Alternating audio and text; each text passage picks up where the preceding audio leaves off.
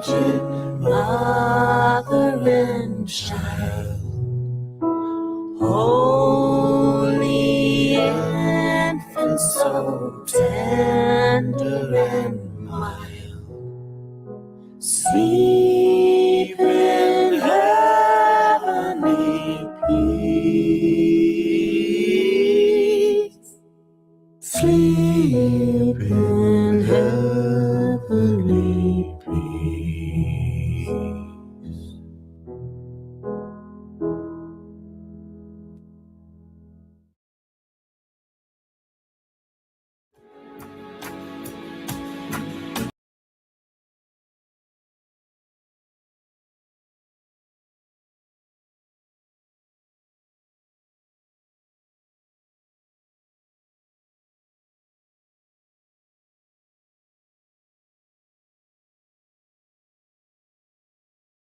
What, 2 days? We're about to go broke in 2 days. Probably, we already broke now, but we're gonna be broker in a couple of days. All right. Well, let me see. Hold on. Maybe even more. Matter of fact, right now, right? Everybody broke now because you didn't spend all the money. Yeah, it's pretty much getting the gifts. I mean, not tomorrow. So I'm just sharing this class real quick, and then I hope everybody else can share the class too, to make sure that other people get a chance to get their holiday ruined. All right. So share share the class so we can ruin as many people's holiday as we can. All right. Lord allow.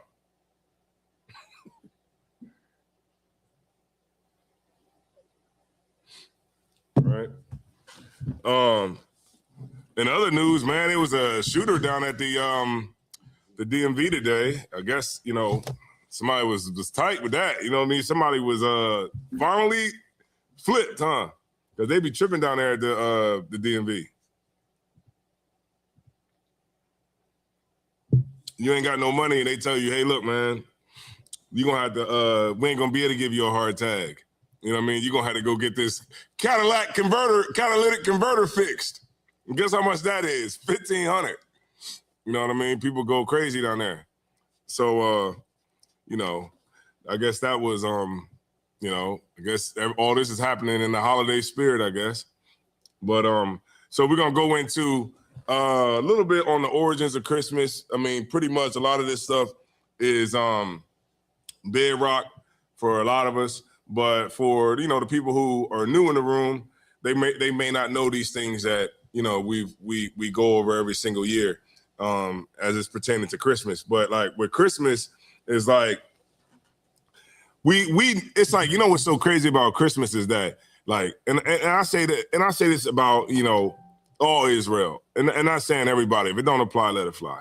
But a lot of Israel that's in the world and stuff like that, it's like, they know Christmas is wrong or it's pagan to some extent, but they're going to do it anyway because of children. That'll be like one of the main excuses of why they do it. And also it'll be like family and, the normal excuses that you always going to get from somebody who wants to celebrate Christmas. And usually like when it gets like this close to the holiday, it's like, what's the point?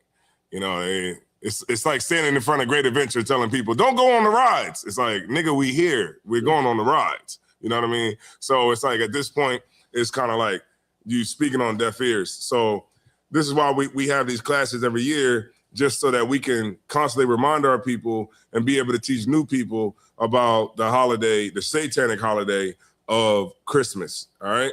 So the first scripture I wanted to go to was Jeremiah, the 10th chapter. And here you can find that Christmas was celebrated long before Christ was born. It has nothing to do with the birth of Christ. It has nothing to do with anything that has to do with following Christ. It has nothing to do with following anything in the Bible. And if a pastor has a Christmas tree in the damn church, or he's doing a damn sermon in front of a damn Christmas tree, then, what is he reading? What kind of history does he No. And why should he be in control of your soul if he can't even stop celebrating Christmas his damn self, right? So we're going to go into it with Jeremiah, where he's telling the Israelites about Christmas. And y'all let me know when we read these scriptures if this pertains to Christmas or it's just something else, all right? Y'all let me know in the chat. So we're going to break it down, and it's going to be Jeremiah, the 10th chapter. I'll go ahead and read it now whenever you ready for me. Yeah, you got it. This is the book of Jeremiah, chapter 10, and verse 1. Hear ye the word which the Lord spaketh unto you, O house of Israel. Right. So the Bible has context when you read it. And in the beginning, you see who is being addressed to. It's being addressed to the children of Israel. That's what the whole Bible is about. Go ahead. Thus saith the Lord, learn not the way of the heathen, and be not dismayed at the signs of heaven. So it said, learn not the ways of the heathen. So let me see. Was he going to read or what? Oh, okay. So it's saying you don't have to if you don't want to. Of course, you just let me know. But okay, so it's saying learn not the ways of the heathen. So one thing that we got to understand as Israelites is we got to stop following after other nations all the damn time. Like, even at this point, we still follow after other nations. Captain Tazariak just had a debate with a cat. What's the dude name? Marquette or whatever? Marquette. That sounds crazy as hell. Marquette. But he basically was talking about Black culture. And what is the culture of Black people? Anybody? Y'all can chime in if y'all want. If I could. Yeah, go ahead. What I've seen is the culture of Black people, and I think Kat might have said something similar to the way I thought anyway. But it's just a hodgepodge of all of the things that we had to develop out of oppression during slavery.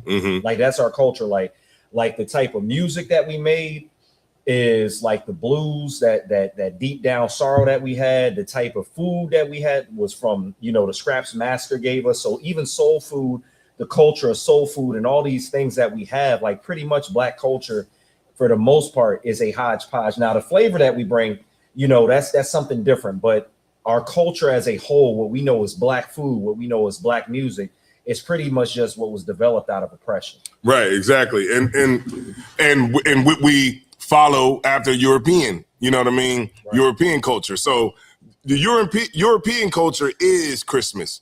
European culture is Halloween. European culture is, St. Patrick's Day. It is Valentine's Day. Those are the things that is their culture. It's not our culture. And we get wrapped up in that because it's like we always seem to get lost in the oppressor. Right. And so our culture is rap music. That's who speaks for Black people, rappers. Our culture is entertainment. You see what I'm saying? Like, because that's who it. If you want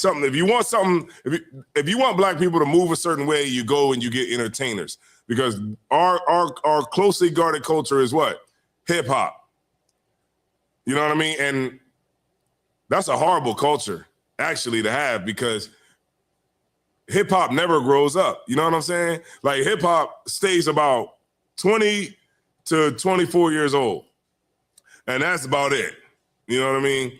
And that's really what Black culture is. Like all those things that you said, you know what I mean? But what we really have is a culture that's here in the scriptures that like we're supposed to be doing, like the Feast of Hanukkah, like things and things that we went through, and we remember those things. That's a part of our culture of being like warriors and different things like that. Go ahead, you got it. And if I could just add to the point that you were making, the culture that we've developed over time is something that did come from oppression. But now when we look at the music, when we look at the movies, what we wear, this, that, and the fourth, that culture is dictated by a whole nother people. Like we don't get to control our image. And a lot of the times we think the most, popular thing that we see stars doing is something of themselves that they came up with. We're as Black entertainers, we're making it popular, but it's not coming from us. It's something that's destructive that was put on us by the oppressor. Like the small hat is who dictates now what type of music that we make, what's going to be out there right now. Mhm. So now we don't even have a culture in the music industry that we can even control. We don't have a culture that we can control what we wear. Like, remember the skinny jeans and all that? That's something that, in my opinion, is being put on us by another nation that actually hates us. Yeah, because when you think, that's a great point, because you know how like look at designer, all the designers is written, is what Amiris, and that's white people is Right. what's it Dolce and Gabbana, hell, I got, what glasses I got on, Dolce and Gabbana, damn, the glasses I got on, everything it comes from the oppressor. Right. You know what I'm saying? So when it comes to our culture, these are the things that we have to take back. These are the things that are in the scriptures, and this is what the Lord is requiring us to do. So we're going to read a little bit more about it. And when it says that we shouldn't follow the ways of the heathen, go ahead. All right, this is the book of Jeremiah, chapter 10 and verse 2. Thus saith the Lord, learn not the way of the heathen, and be not dismayed At the signs of heaven, for the heathen are dismayed at them. For the customs of the people are vain. Right, meaning that the customs of the people are vain. It doesn't mean anything. That's why I say, like, I thank God that I'm in the truth, because I save money. You know how much money I save by being in the truth? Right? Because I'm not celebrating Halloween, Thanksgiving, Christmas, right? I'm not celebrating St. Patrick's Day. I'm not celebrating any of these holidays, so I'm able to save my money. I'm not celebrating my birthday, so I'm able to save money there. Like you wouldn't imagine how much money you could save by just being in the truth. Right? And not falling for the vain customs of what? The heathens. Go ahead. For one cutteth a tree out of the forest. Hey, you got a picture of a tree? Yeah, and so we're breaking down right here, and I want anybody who's not in the school or whatever, if you can dispute what this scripture is saying, then by all means go into the chat and say whatever you need to say, and we'll deal with it, right? But this right here is talking about the custom of Christmas, and these are the things we do. I'm gonna look at this one. I think it was at the end of that one. Let me find it real quick. Remember when let me see, where was we at? Boom, boom, boom. And it talked about Christmas, right? It was like the history of Christmas, origins and traditions, right? I was reading that, and one thing that it said was, okay,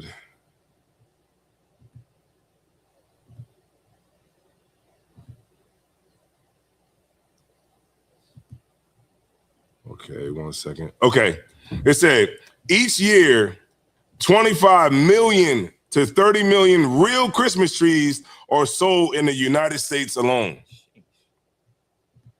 There are about 15,000 Christmas tree farms in the United States, right? And this is how they make money, right? So go ahead. So go ahead and read the scripture. You can leave it up there.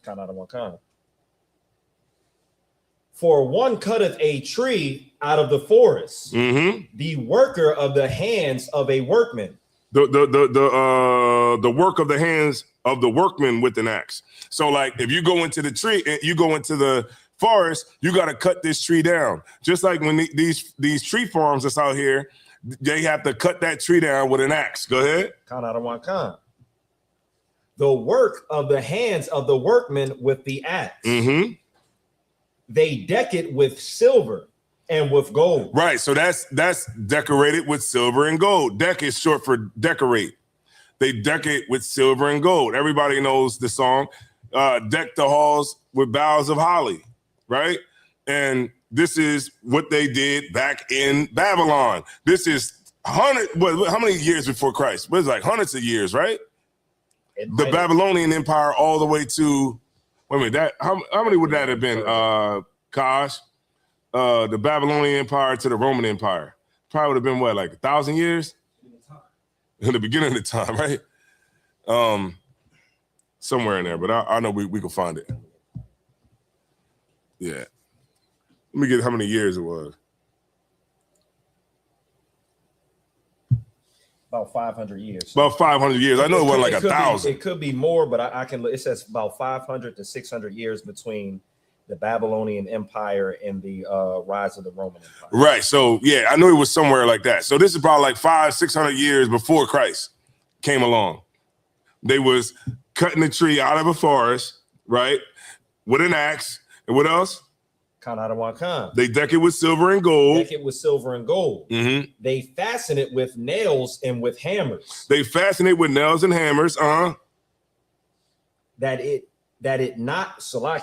it move not. Hey, could you show them a picture of the bottom of the tree, like a Christmas tree stand? Like in modern day? Because I remember when I was younger, we used to have it where you put the tree in the thing and then you screw the nails into the bottom of it. You know, they made it like easier to do it. You know what I mean? More accessible for like just a regular home person. You want to see the real one? Yeah. Like how they would hold a Christmas tree up or whatever. But y'all know what I'm talking about if y'all ever celebrated Christmas. But they would have the tree. We would put the tree inside of that stand, and then you would screw the nails into the bottom of it that it moved not. All right, there you go, right there, right on the screen, right there. And that's how they would do it. They fasten it with nails at the bottom of it so that the tree won't tip over. All right, you got it. Verse 5.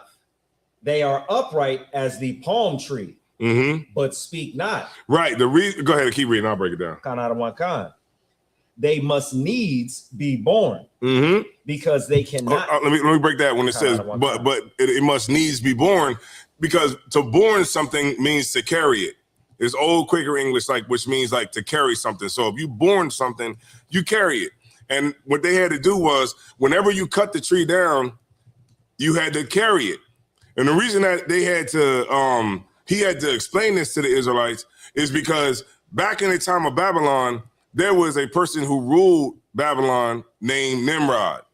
Nimrod was an African, right? And this is around the time of the Tower of Babel. So if y'all know anything about the Tower of Babel, you could read about it in, Genesis 10, the 10th chapter. And you know, and this is why it says that it must needs be born. You're watching it on the screen right now. You have to carry this tree, because the Israelites at this time, and a lot of people were afraid of the tree, right? And we would worship the tree because Nimrod was buried under the tree, right? When he died, he was feared in his death, and he was buried under the damn tree. And people used to have to bring gifts and pay homage to Nimrod, kneel, and make a offering to Nimrod and that tree. And every year, our children do the same thing. What they do when they go to the Christmas tree, they get on their knees and they grab the gifts and they open them up at the tree, and they say it's on the deeper part of it. It's a sacrifice to Nimrod, and this is why Jeremiah was speaking against it. He was trying to tell us 600 years ago at this time, right? From the Roman Empire, before Christ, he was trying to tell us not to be celebrating Christmas, not to be celebrating the tree, not to be worshiping a tree, right? He had to snap us out of it, because we were singing to the tree. Remember, we even do it now. What's that song? Oh, Christmas tree, right? Because we always have this affinity for this damn tree. And my whole thing is like, if you got this tree and you're a grown adult, then you should question things as a grown man. Right. You know, you see grown men today and they be like in the Christmas spirit. Like, you're a grown man. At some point, you have to get out of the Christmas spirit. You know what I mean? Like, at some point, you have to grow up. Now, I can halfway understand why women want to do it, because for a lot of women in the world, a lot of women are just children, just childlike, you know, just want to have a good time. And, you know, why you got to be, you know, Scrooge, right? But for a man, a grown man, you should not be in the Christmas spirit. At some point, you should grow up. All right? Because you got that one scripture, you know which one I want. To grow, when I was a man, when I was a kid, I did childish things. Let me get that real quick, so we can just go there real quick, and then I'm gonna come right back. I just feel like it, need to be brought out. Count out of one count. This is the book of 1 Corinthians chapter 13 and verse 11. Mm-hmm. When I was a child, mm-hmm. I spake as a child. Mm-hmm. I understood as a child. A lot of people, they still understand as a child. They you had said it before class about how the news never tell you nothing. You know why? Because the news understand that your brain is too childlike. They didn't already beat you down so much with propaganda that they can't tell you who got shot. You know why? Because that'll be too much for your child brain. You know, like when I look at the news, I want to see the blood. I want to see the cop shot. I want to see the perpetrator shot. I want to see all of it. Don't blur nothing out for me. You know, that's the type of person I am. Go ahead. And if I could, the way they describe everything, they when the news comes across, if there's nothing to dispute it, they'll put up something that says, the cops did a great job of securing the area, this, that, and the fourth, to make it seem like the cops were able to get there in enough time and do this and that. When really the way the world is you're not able to protect yourself like you could because of all the laws, and they want to make it look like the police are some institution that can be a hero and save you in those times. Mm-hmm. But I bet if we looked into that situation, there's a lot more that could have been done. And not to say, because a state trooper died, the active shooter lost their life.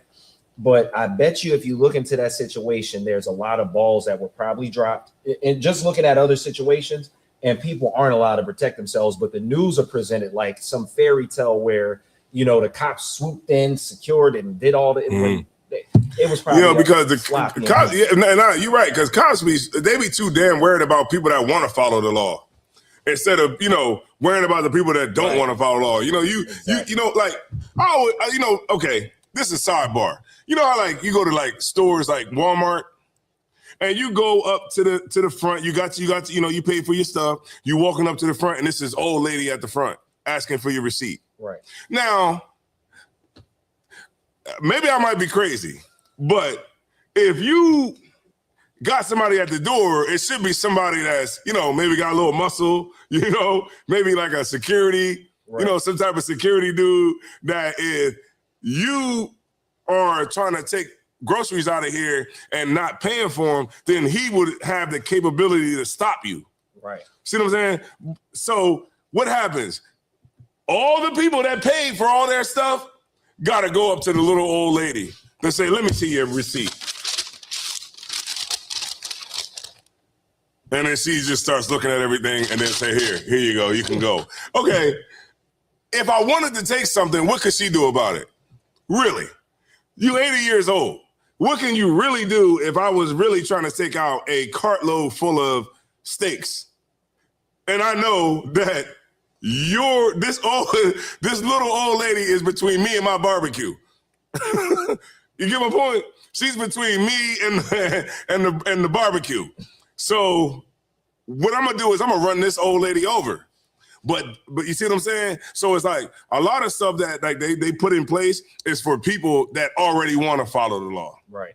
It's not for people that want to really break it, because you see what happened. As soon as somebody really come in there that really want to break the law, they don't know how to. They scramble. They scrambling and scraping for shit. Salakia, go ahead.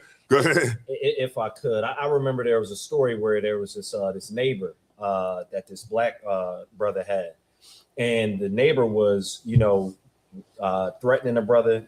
You can bring it up on the big screen. Salakia, I didn't want to cut you off. Salakia, no sweat, sir. And the neighbor was harassing the brother every day, being a racist, this, that, and the fourth. In the middle of the brother doing some work in his yard, the neighbor shoots from his window, hits the brother in the back. One of the police chiefs. I saw that. Did you see what he said, that they didn't want to go in the house and make it a bad situation? Then they let him chill? They let him chill in his house. So when when somebody really does something that's completely egregious and they're ready to, they arm for tooth and nail, the cops really take their time and want to be careful. But with us, I noticed that there was another situation with a brother where somebody gave false information. Somehow the cops got a warrant. The brother and his family are getting ready for school. They still throw a flashbang in the house when the brother's going, hey, who's out there? What's going on? Mm-hmm. So an innocent black brother, either way is going to be mixed up in this world, because the police really, they're not really like that. They're not going to help. They're bullies. That's a great point you brought up. They're bullies. Like a bully is going to like bully you if he can. Right. But when you think you might be like Billy Badass, but then you meet Billy Badass, then you realize, man, I'm not really good at this cop stuff. Maybe I might be, better at, DoorDash. You know what I'm saying? So, and that's why I say, it's like they bully people that are trying to do right. Kind out of one kind. But when they run into the person that's not trying to do right and that's willing to, get it shaken, then they fall apart. Like when that school shooter went in there and they were shooting up the school, they outside trying to figure out, okay, what's the game plan? Right. Nah, go up in there. They should be killing kids. You know what I mean? But if it was a black man in a crack house, you know what I mean, shooting, they'll bust some doors down and get it on. You get my point? It's because they know they sense the weakness. Right. You know what I mean? Not out of one kind. All right, no sweat. Let's get back to it. Kind out of one kind. This is the book of Jeremiah, chapter 10. No. First Corinthians. Slocky. We're just going to finish it out, Slocky. Kind out of one kind. This is the book of 1 Corinthians, chapter 13 and verse 11. Mm-hmm. When I was a child, I spake as a child. Uh-huh. I understood as a child. Uh-huh. I thought as a child. Mm-hmm. But when I became a man, I put away childish things. Right. Christmas is a childish thing. What are you trying to bring back the magic? Like, you like to watch what's that Christmas Story every year? Like you want to bring you Home Alone. You want to do that. You Macaulay Culkin. What you trying to bring back the magic? Like you was 6.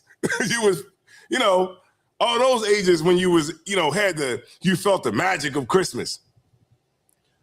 Now you 48.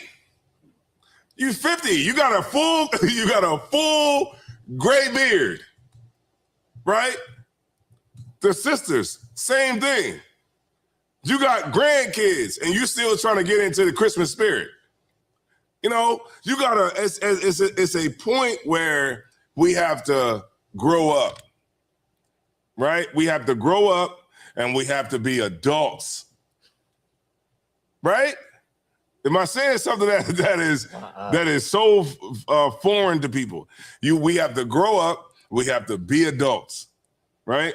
And we have to teach the young ones the right way to go. A lot of people, they think that if you teach your kids the truth about Christmas and you don't celebrate Christmas, somehow the kids won't hate you. Well, I got news for you. When your kids get about 13, 14, they gonna hate you anyway. They gonna hate you from 13 to about 23. Right? And then, once they get old and they get beat down by the world a little bit, and then they come back around and say, Mom, everything you said was right. Dad, everything you said was right. So especially them years like 15, 16, 17, especially with this damn phone. You know what I mean? These damn phones is just, turning these teenagers crazy. But, you get my point. It's not about your kid like trying to do everything you can do to stop something that's inevitable. Your kid is going to hate you at some point. So you might as well just tell them the truth and just deal with telling them the truth, because you will come out better on the other end, right? All right, you got it. Let's go back to I think it was Jeremiah 10, right? Kind out of one kind. Mm-hmm. You left off at verse 5. Uh-huh. This is the book of Jeremiah, chapter 10 and verse 5. They are upright as the palm tree, but speak not. Mm-hmm. They must needs be born because they cannot go. Right. He had to let them know, like, man, this tree can't talk. These trees, stop worshiping this damn tree. Right. He had to break them out of the mindset that we was in back in Babylon. Go ahead. Be not afraid of them, for they cannot do evil, nor Salakia, they cannot do evil, neither also is it in them to do good. Right, because we was afraid of the damn tree. We thought the tree could bring evil if you didn't bow down and worship the damn tree. So we had to tell you the tree is basically inanimate. It's an inanimate thing, and it can't do nothing to you. It's just a tree. Damn, it's a pine tree, right? And he had to try to break us out of that spirit that we was in by worshiping it, right? Could you go to Colossians 2:8?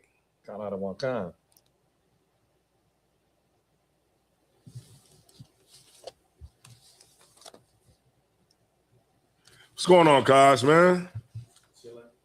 Chilling, man. They didn't had you delivering everybody's checks, huh? Most high in Christ, man. Except yours. You getting good at it now, huh? You getting good at it now, huh? Yeah, you hate it?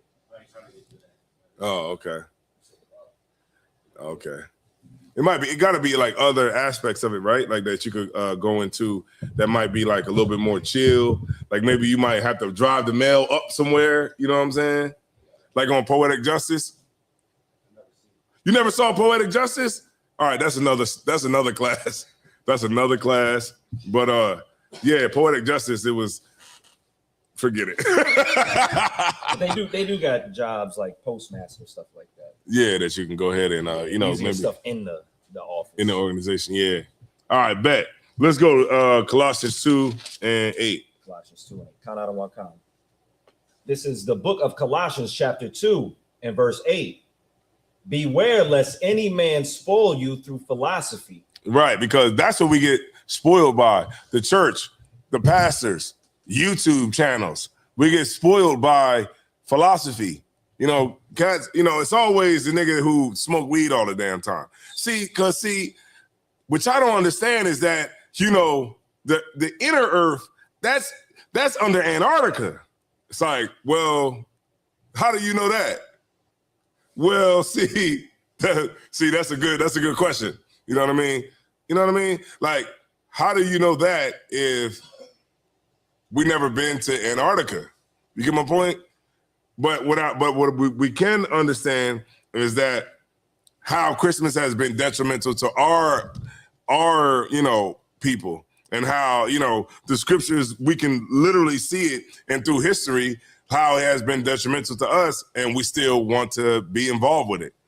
And that ultimately is the reason why we fall to philosophy, deceit, and what else? Philosophy and vain deceit, after the tradition of men, after the rudiments of the world. Yeah, the traditions, man. That's what's so strong in American culture is the tradition. That's what like it plagues our people, is like the tradition, because it's like no matter what you say to somebody that's in the world, and they might want to celebrate Christmas or whatever, and it's like, well, I see what you're saying, you're right, but it's just your tradition is so, it just comes out the air, and we just have to do it. You know what I mean? Even though we know it's wrong. Thanksgiving, like, we will celebrate Juneteenth and then turn around and celebrate July 4th. That makes no sense to me. Go ahead. Salakia. What you're saying is heavy, because you got a lot of people in the world that will say that we are not our ancestors, and they'll reference it to like us standing up for ourselves now. But our ancestors, like Harriet Tubman and all these other people. What's the brother's name who they ended up unaliving and chopping? Nat Turner. they were willing to, you know, risk their lives. But brothers and sisters talking about we and our ancestors, they can't even stop doing 4th of July. Like, it's insane to me. Because of the what? Traditions. You don't got to want get that. out there with them firecrackers.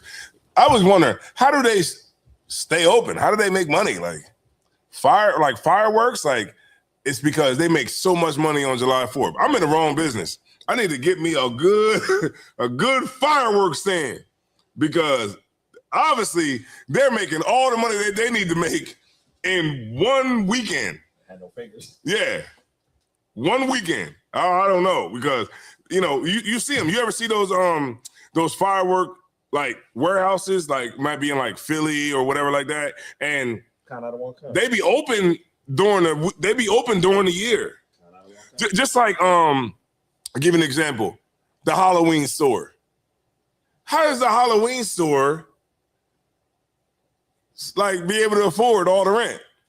Is because they make enough for the year during the Halloween season, because of the traditions of men, because the tradition is so strong that they know that we can get into a business that's going to allow us to be able to go from y'all know where I'm going, from the red to the black, right? This is why they can struggle all year, but they know once they put the Black Friday sale, you're going to be beating some old woman over the head for a VCR, not a VCR, a flat screen TV.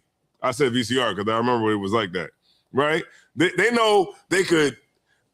Gosh, when I used to do trucking, I was in a warehouse, and from as far as I could see, it was flat screens.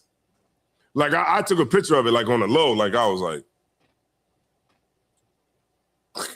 you know what I'm saying? Just so I could see and have the proof of everything that we've been saying in these classes. There is TVs as far as you can see in a warehouse.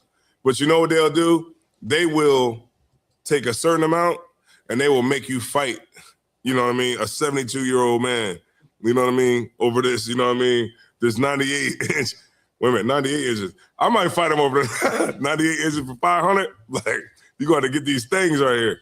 But you get my point. That's what they do. They make sure that we are in a position to fight each other over these damn TVs, right? Because they control it, right? Because why? Because of the traditions of men. All right, keep reading. Count out of one kind. After the tradition of men, after the rudiments of the world, and not after Christ. Right, because it has nothing to do with Christ. Christmas has nothing to do with Christ.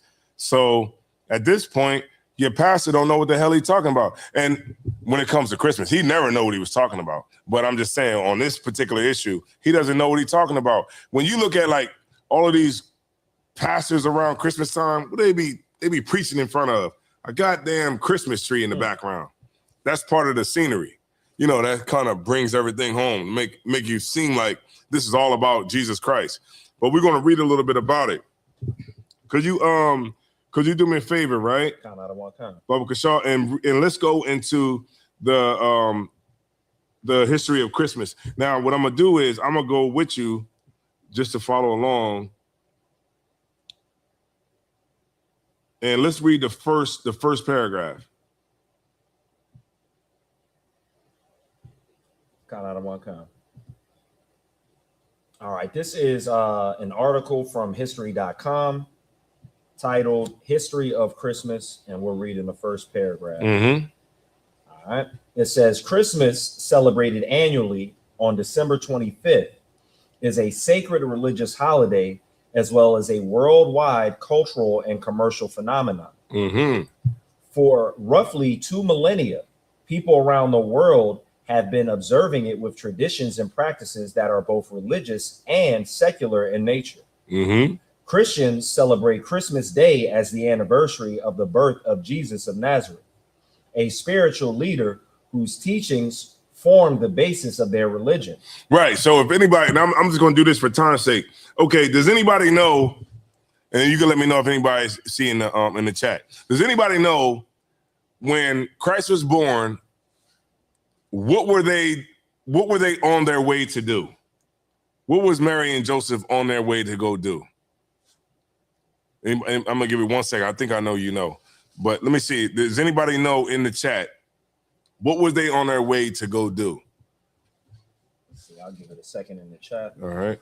I actually put the comments up, see if anybody responds.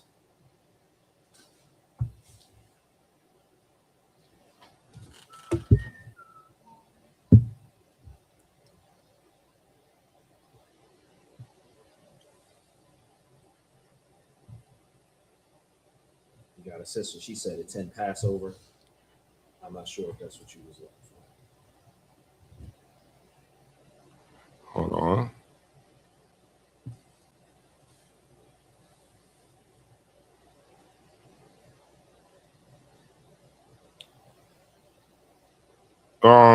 Let's get Luke 2 and 1. Luke 2, yeah, 2 and 1. We're gonna go 1 through 7, all right? This is the book of Luke, chapter 2 and verse 1. And it came to pass in those days. Hold on 1 second. I'm sorry, my bad, Salaki. Let's go to 2 and Luke 2 and 5. Let's go. Yeah, you got it. You got it. Let's go there. 1, right? Yeah, 2 and 1. Yep. And it came to pass in those days that there went out a decree from Caesar Augustus that all the world should be taxed. Should be what? Should be taxed. Right. So now we get in a concept of what time it is, right? It's around more like, like tax time is more like going into the springtime. You know what I mean?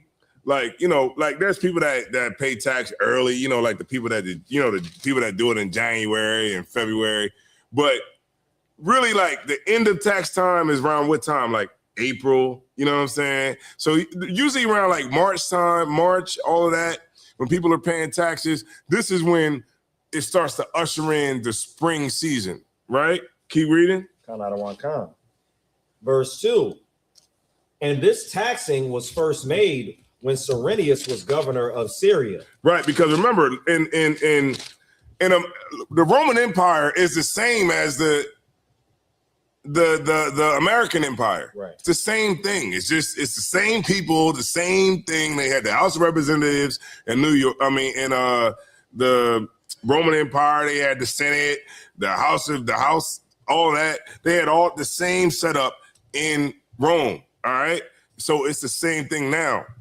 So at that point in time, it was the census. It was around the time to be taxed. Go ahead, whenever you're ready.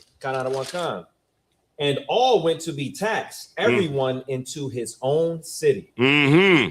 And Joseph also went up from Galilee, out of the city of Nazareth, into Judea, unto the city of David, which is called Bethlehem, because he was of the house and lineage of David. Oh, okay. That's a whole different class, huh?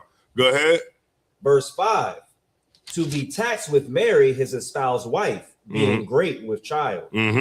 And so it was that while they were there, the days were accomplished that she should be delivered. Read 7.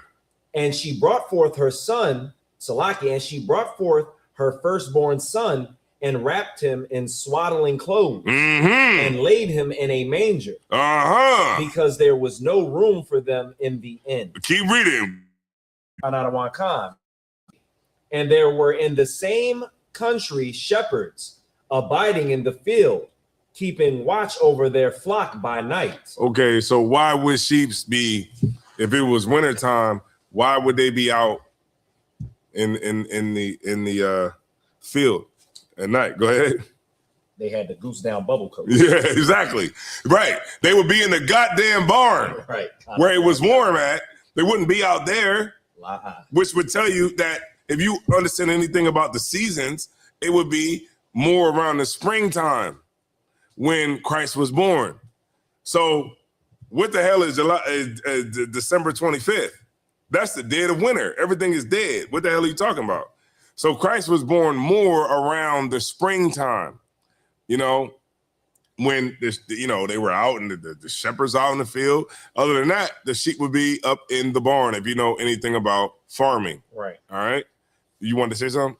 I just wanted to point out what you said was heavy, because America and the Roman Empire, they really are the same, even in the structures. Like when I'm in Philadelphia or when I'm in DC, I see those same pillars, you know, that the Roman Empire had, just like, you know, when Rome had those pillars. And it's like the oppressor pretty much keeps, you know, their traditions the same, like with the holidays, how they act, what they do with the structures and everything, especially when it comes to rulership. I just thought what you said. Most High in Christ. Most High in Christ. So boom. All right, boom. We off of that, right? So let's go back to, where was we at? We were in we did read Colossians 2, Colossians 2 and 8. And then we went to, and then we was reading. We was reading Kinda from the out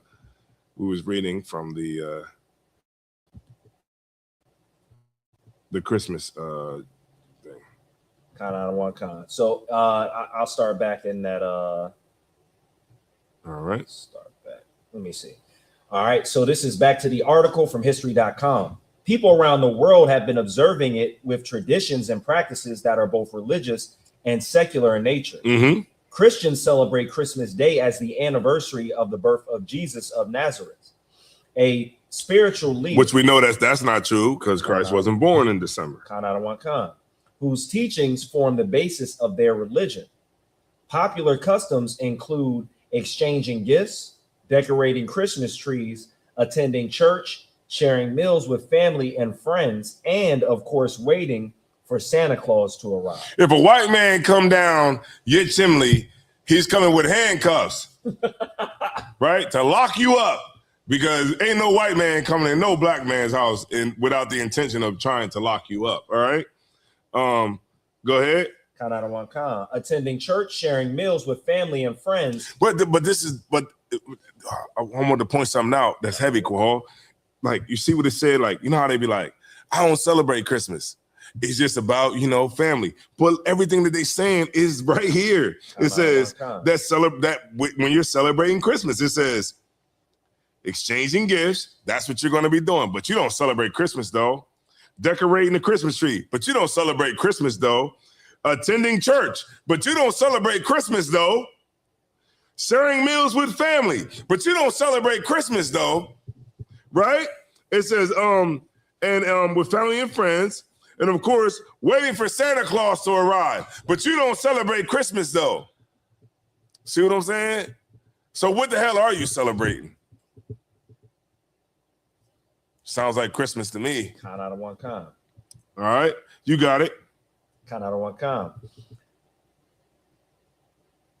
Waiting for Santa Claus to arrive. Christmas Day, which falls on Thursday, December 25th, 2025, has been a federal holiday in the United States since 1870. 1870. You want me to go to the next article? Let's see. Go ahead, you got it. All right. How did Christmas start? The middle of winter has long been a time of celebration around the world. Centuries before the arrival of the man called Jesus, early Europeans celebrated light and birth in the darkest days of winter. Many people rejoiced during the winter solstice, when the worst of the winter was behind them and they could look forward to longer days and extend hours of sunlight. Yeah, extended hours of sunlight. In Scandinavia, the Norse celebrated Yule for several days, starting on winter solstice. Yeah, that's where you get into like the Yule log and all that kind of stuff, you know, that cold Christmas thing. You ever notice like on Christmas, they cut all the programming off on certain channels, right? And then you see that Yule log, like burnt, you know, that you see all that. That's all, this is all what this is encompassing right here. Norse celebrated Yule for several days, starting on winter solstice around December 24th. Skip down to the last paragraph. The end of December. Let me get there with you 1 second. Just for time's sake, just so we can get, you know, get the gist of it. Y'all can always go back and look this stuff up. The end of December was a perfect time for celebrating in most areas of Europe. Okay, boom. In most what? Areas of Europe. Where? Europe. Europe. Kind of out of one. Where? Europe. All right. Could you show the video of how they celebrate Christmas in Europe? How many people we got in here? We have 19 people. 19. Them 19 can share this video that can get to another 19 and then another 19. Well, maybe I'm asking for too much. I don't know, Kaz, man. Who knows? But we'll see. But check this out. Share this video if y'all don't mind sharing the video. It's free, it's easy. Give it a like, give it a thumbs up, whatever. But I'm about to show y'all how they do it in Europe. All right, you got it? All right, go ahead whenever you're ready.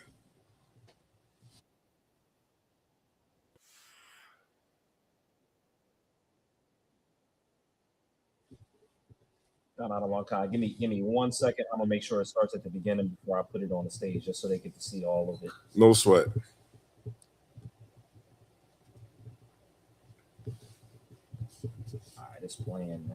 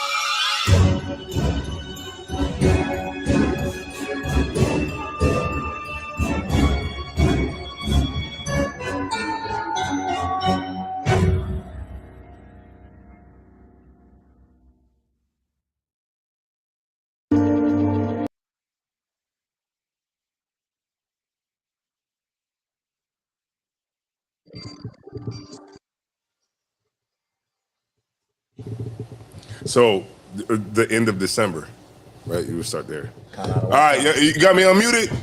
Now, that is scary as hell. And this is how they do it. Read that paragraph one more time if you could. History.com. The end of December was a perfect time for celebration in most areas of Europe.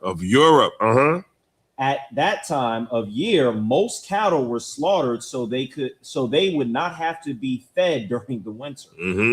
For many, it was the only time of year when they had a supply of fresh meat. In addition, most wine and beer made during the year were finely fermented and ready for drinking. In Germany, people honored the pagan god Odin during the midwinter holiday. Germans were terrified of Odin, as they believed he made nocturnal flight through the sky to observe people and then decide who would prosper or perish. This is why the Lord said not to follow the heathen. Right? Because this is the gods that they follow. And this is like a deeper look into what you're celebrating. When you think it's just like, you know, it's just innocent fun. We just having fun and we just chilling and we just turning up and we just, you know, doing it for the kids. But at the end of the day, it's something much deeper than you have no understanding of. And what you're doing by celebrating Christmas it's a satanic thing that maybe you don't think that is satanic, but that's exactly what you're doing. All right. Hold on. Let me see. Let me skip down.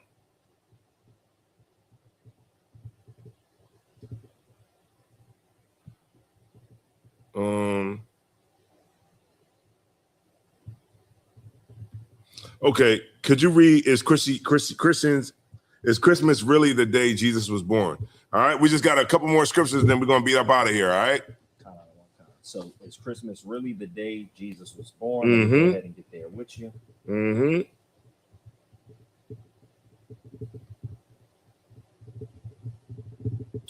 All right, history.com. Is Christmas really the day Jesus was born? In the early years of Christianity, Easter was the main holiday. The first recorded Christmas that celebrated the birth of Jesus is often cited as AD 336. However, some historical evidence suggests the observance dates back as far as the 2nd century. Certainly by the 4th century, church officials had decided to institute the birth of Jesus as a holiday. Yet the Bible does not mention date for his birth. A fact Puritans later pointed out in order to deny the legitimacy of the celebration. Although some evidence suggests that Jesus's birth might have occurred in the spring. And when? In the spring. In the spring. Go ahead. Why would shepherds be herding in the middle of winter? I didn't know that. I didn't know. Look, I promise you, I did not read that before I came up with the. I didn't know they knew that. I'd learned it, but I didn't know they knew it. Right, but before we read this, I did not read this that specific part. Just logically, I was like, well, why would shepherds be in the field? And this is what I learned from men above me, who taught me along the way. Right? Go ahead. Khan. Let me get right back to that part. I'll just read it from the top since it's so heavy. Although some evidence suggests that Jesus's birth might have occurred in the spring, why would shepherds be herding in the middle of winter? Pope Julius the First chose December 25th. It is commonly believed that the church chose this date in an effort to adopt and absorb the traditions of the pagan Saturnalia festival. You hear that? You hear that? He hear what I'm saying. You hear that? They said, you know what? Since everybody already, the church said, since everybody already there, let me just go there and then get all the people that's already there. You get my point? Because all the people are already in the room. Let me just bring what I got into the room that's already there. Go ahead. And if I could, there was a brother that had a question in the chat. He just wanted to know. This is UPK and Salakia, if I butcher the name, UPK Regaz. Salakia Adawan, is Yule and Christmas the same holiday going by different names? Yes, it's all encompassed into the whole cluster fuck that we have called Christmas. Right. And Salakia for my language, but I felt that it was the right word to use. Right? That's all of it. The Yule log. What's the other one? The mistletoe. All of that encompassed this pagan religion that just gelled and meshed with Christianity. Right. And that's what we have. The tree. What's the tree come from? Babylonian Empire. Right. Well, we got the Yule log and that's what the Scandinavians and the mistletoe. I'm not sure exactly where the mistletoe, but I was on it earlier about the mistletoe. But the mistletoe comes into that whole thing. That whole thing. Oh, and then the birth of Jesus. Right. All of that comes in. It's like one big smorgasbord to make everybody happy. You get my point? Because if the pagans is over here worshiping Saturnalia, and the Christians is over here trying to figure out how can we appeal to other people, then okay, let's try to merge everything. That way everything can be done on the same day, the same time. Everybody is appeased, buy it because, like you read earlier, some of the people are secular, right? Remember you read earlier, some of the people are secular, some of the people are religious. So how can we merge this thing to where it ain't no more fighting? Go ahead. And kind out of one kind, and now all those people, whether secular or religious, they come under that one Christmas spirit. Now. Exactly. Now it's the Tower of Babel. It's the Tower of Babel. Just like how today, this is, I'm gonna be the first one to say this, Kaj. The internet is the Tower of Babel. Right. Hear me out, Kaj. Right. Why is a brother in Philly saying you capping? Where does you capping come from? Atlanta. Oh, okay. Yeah, you capping. You capping. On the dead homies. Where that come from? California. California, right? It's one language. Right. Like, why is somebody in Vietnam in the Funan Valley saying you capping?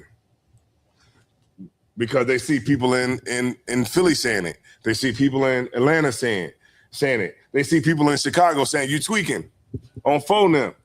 You tweaking, right?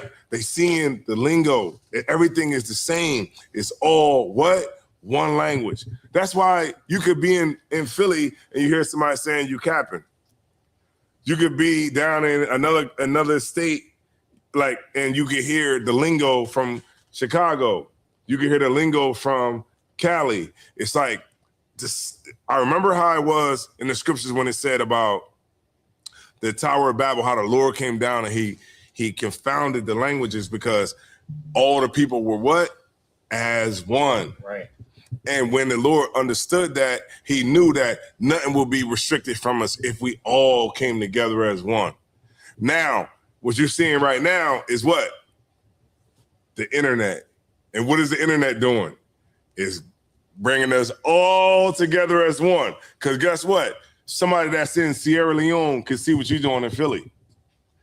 And they could be like, oh, you see women in Africa now with what?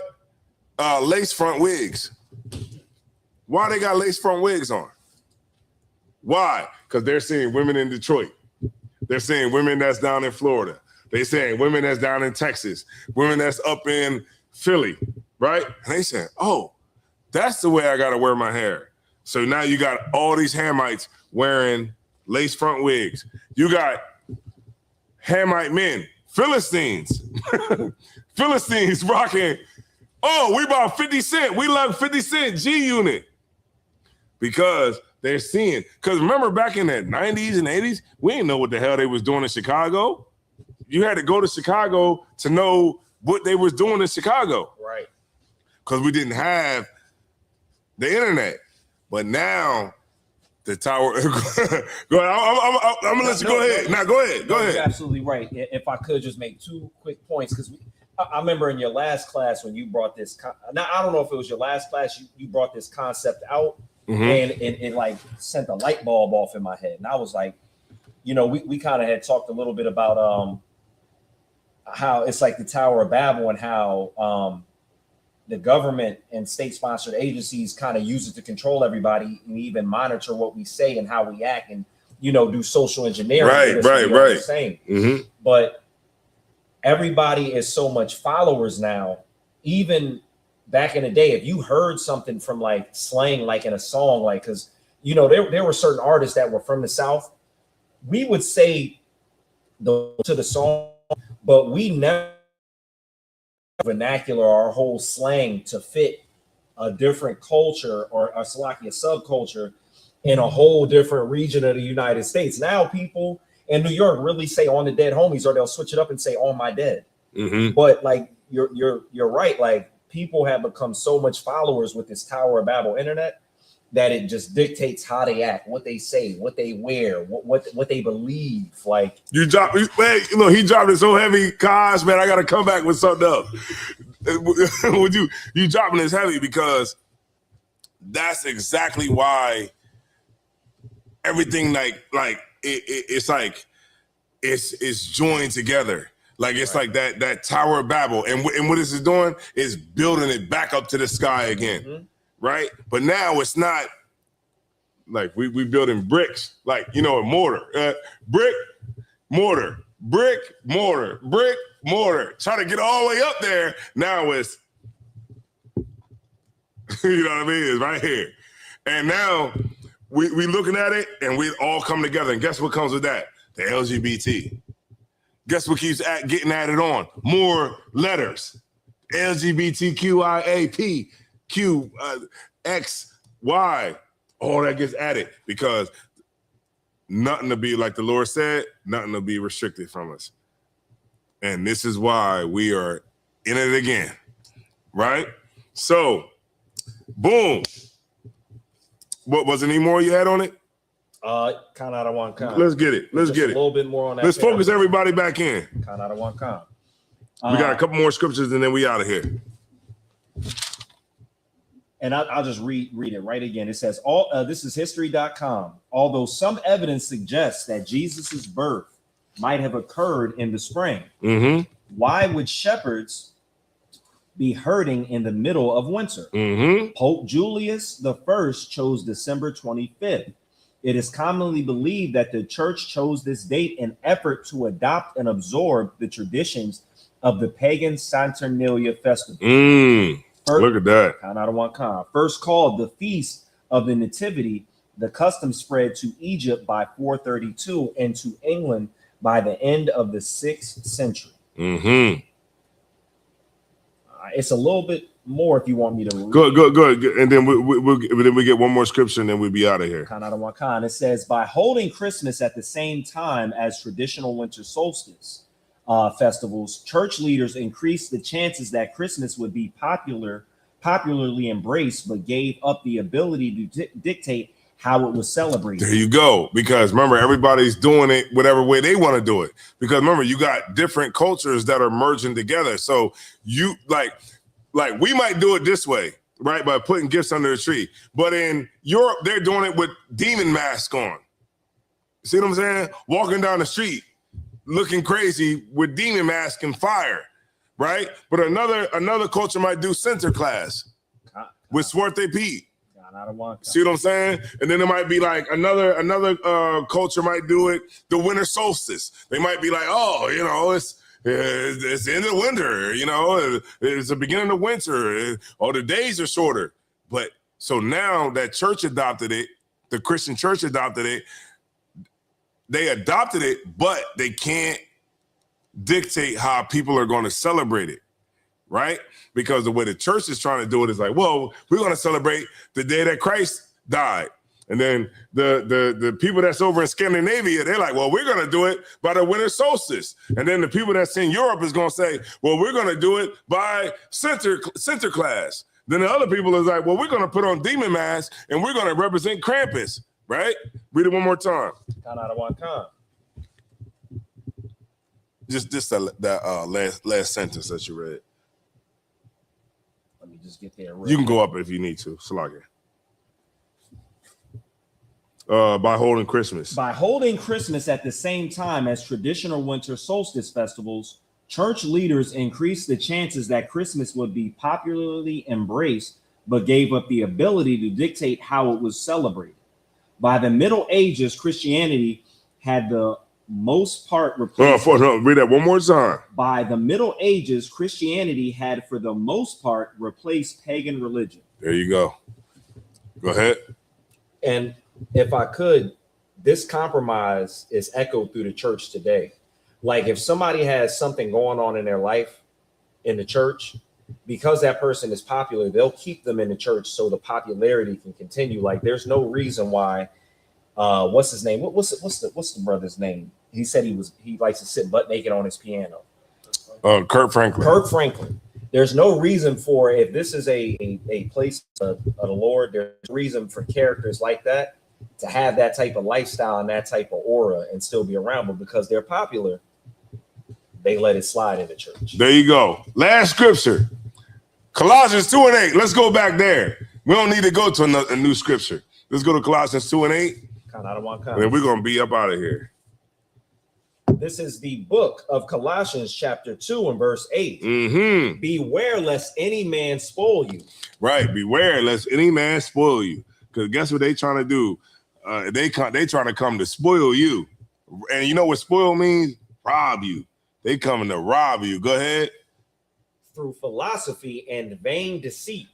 Philosophy, right? YouTube philosophy, right? And vain deceit. The deceit that don't mean a goddamn thing. But that's what they trying to deceive you with, right? Philosophy that don't mean anything. Go ahead. After the tradition of men. Because that's all it's ever about. That's what the kids got to be happy about. It's the tradition, right? You celebrated when you was young. It's about the tradition. Your mom, your granny, your grandpop, they're going to say, you know, I know you in the truth, but it's about the tradition, right? That's all it's ever about, is you getting robbed of what you're supposed to be following because of your tradition. You know, we already celebrated the Feast of Dedication. Why? Because that is our culture. And what are we not doing? Following the traditions of men, right? And so this is the problem that you're always going to run to with family, is that they're always going to try to stick to the tradition, and they're going to be mad at you when you don't. Go ahead. After the tradition of men, after the rudiments of the world. Those are everything that, like, the things that happen in the world, like the rudiments, like, you know, like the rudimentary. Hold on, let me look that up. Rudiment. Let me look that up real quick. That's what we do in the school, man. Hold on. We look up words.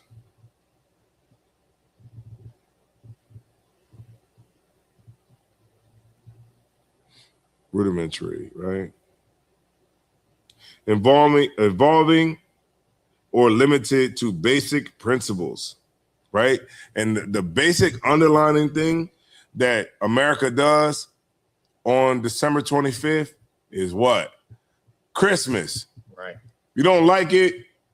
Christmas. You want to come up with some other philosophy? Christmas. You want to look on TV and look at all the sales that's going on, and you like, man, what's going on right now? Christmas. When you see those M&M commercials every year, because that's the rudiment. That's the very basic level. You could be watching YouTube. Man, I'm watching YouTube. I'm watching all the knowledge. I'm absorbing all the knowledge that the world has to give. But guess what? What happens when it's time for a commercial break? The rudiment of the world. And what's the rudiment? At this time of the year, Christmas. What's the movies that's going to be out? Christmas Story. And what else? Home Alone. Home Alone. What else? What's the movie with Arnold Schwarzenegger? I'm not sure. Might be called Deck. It's not Deck the Hall. I don't know what it's called. He's running around trying to get a toy for his son. There you go. And that's all it comes down to. So hopefully y'all learn something from this brotherhood class and sisterhood class, and y'all learn something that could help you not be after the rudiments of the world. And hopefully this class is something that could teach you not to, you know, follow after the oppressor and choose his ways, right?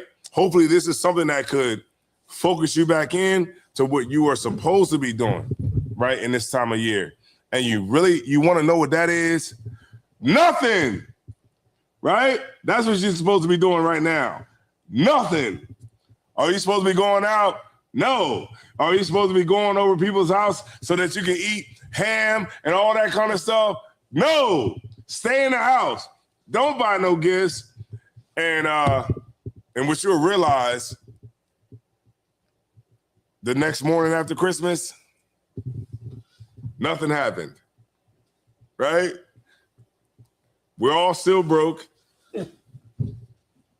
The kids are still the same. They're still bad as hell, right? They're bad as hell. You can't get them to act right in school. You stay in the PTA meeting, right? That's what you'll realize. After Christmas is over, guess what we get back to? Life. Guess what never ever went anywhere? Life. It's all the same. Hopefully y'all learned something this week, and hopefully y'all learn this and never ever have to go back and celebrate Christmas ever again. And with that being said, I'm going to turn the class over to Precinct Officer Quahal. Bear with me. Let me get the let's get the camera turned. No sweat at all.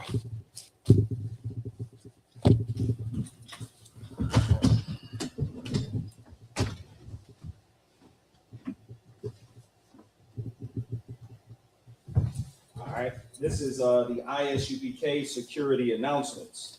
Rules for new brothers and sisters.